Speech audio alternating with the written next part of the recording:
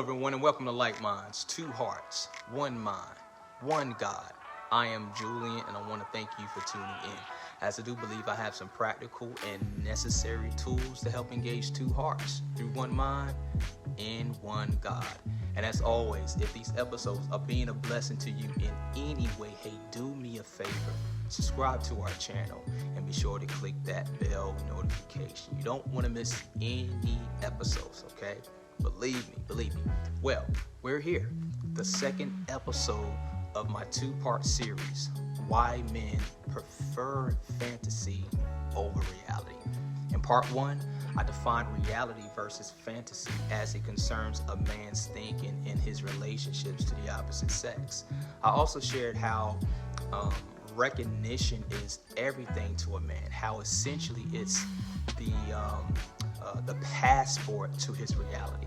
I then addressed the two reasons of how fantasies can be problematic for men.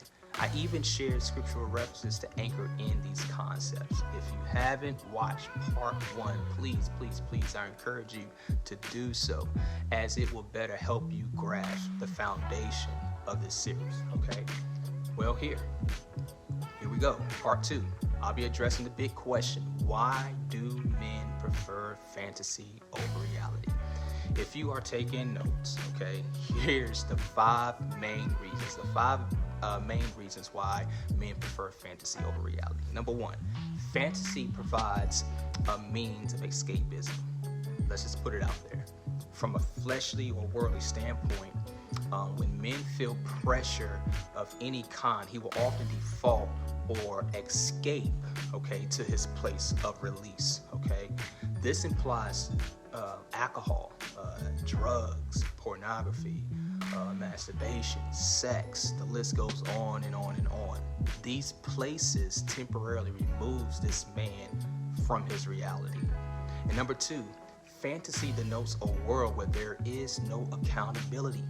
A man without any accountability is like an unsecured loaded gun ready to fire. With a simple pull of the trigger, he can either harm himself or others. Accountability instills proper safety measures and awareness into that man for him to better manage life's triggers. Did you get that?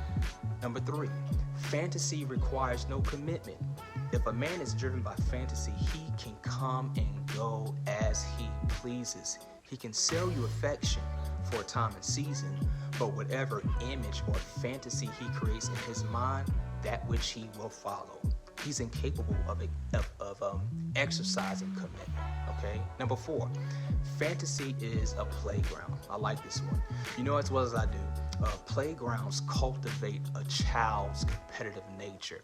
When a man chooses to live in his fantasies, nearly every aspect of his life takes on this competitiveness, okay? This even includes his sexual life, which is why men who are carnal see women as tally marks of a game they love to play. Body counts are trophies in his fantasy. Number five, fantasy has no restrictions, okay? Whatever a man could possibly think of can essentially become real to him. A man can have two separate lives, okay? Married with children on one side of the town and be a devoted lover to someone else on the other, all due to lack of rules and restrictions he created in his fantasy, okay? Did you get that? Now, so again, the five reasons why men prefer fantasy over reality, okay? If you're taking notes, number one, fantasy provides a means of escapism, okay? Number two, fantasy denotes a world where there is no accountability. Number three, fantasy requires no commitment. Number four, fantasy is a playground. And number five, fantasy has no restrictions. Now, the irony of this all is this could very well be the same man that knows what to keep, what's good for him, what's a distraction. Now, recall the significance of recognition in part one, okay? But there's another law or sinful nature that's working against him, okay? Did you get that? Now, I believe in Romans 7:21 somewhere through 25, 26, anchors this concept perfectly. I highly encourage you to read this in your spare time.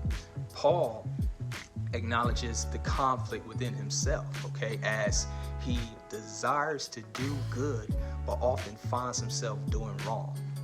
Now, this guy sounds too familiar, okay? Though he agrees with God's laws, he also sees another law in his loins or members working against the law of his mind, which is the mind of Christ. In part 1, I discussed how 2 Corinthians 10:5 speaks on these imaginations and our responsibility to not only cast them down, but to bring them into captivity to the obedience of Christ. Fundamentally, you and I are one thought or a fantasy away from following a desired preference. Okay, did you get that? Which is why I titled this series, Why Men Prefer Fantasy Over Reality. Let's be real. There are aspects of our fantasies we are attracted to. This comes with the territory of being spirit, but living in these earth suits, our flesh, okay? But there is hope for you. If God can deliver me, he can do the same for you, okay? In closing, I want to highlight what Paul says in Romans 7, verse 24 through 25, somewhere around there. I believe what he says here brings this home perfectly, okay? He says, "O wretched man that I am," okay? "Who shall deliver me from the body of this death? I thank God through Jesus Christ our Lord. So then with the mind, I myself serve the law of God, but with the flesh, the law of sin." Okay?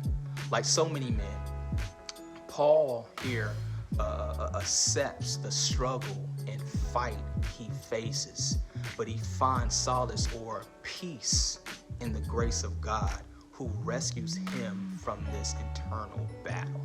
Okay? Did you get that?